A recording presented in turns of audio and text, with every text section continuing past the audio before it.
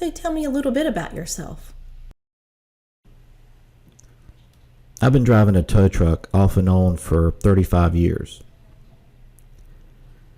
And well, first of all, I've been driving a rollback truck for a long time, over 20 years. I started small with record trucks until the FMCSA opened the waiver program. I qualified for their program and was able to get my CDL 6 years ago, which I was really excited about.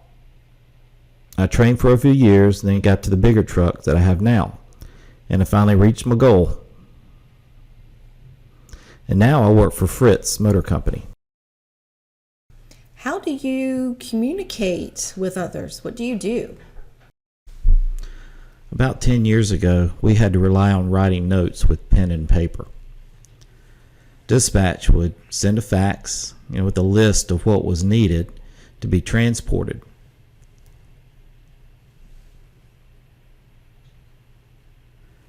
We did what we could to get by, and then they called on us.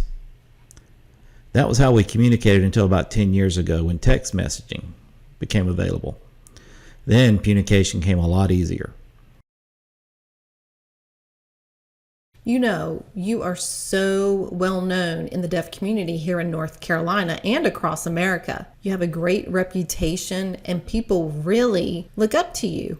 Like Christa, for example, who also has a CDL truck driver. She says that you are a really good mentor, are motivating, that she can go to you with any question she ever needs, anything, and she really looks up to you. Yeah, I'm thrilled for Christa.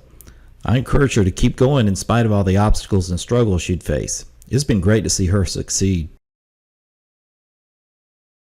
Why did you become a truck driver?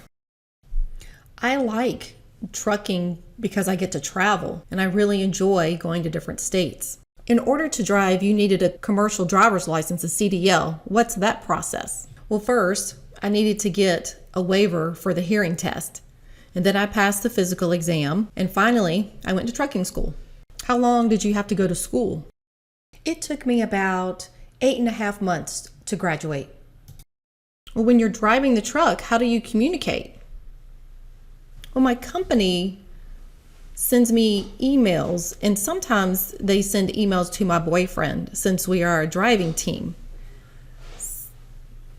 And sometimes they will provide information about an address or where we need to go because the load is ready for pickup. The same information that is shared for all drivers. I don't need a CB radio. Some drivers prefer to use a CB radio, but I do not.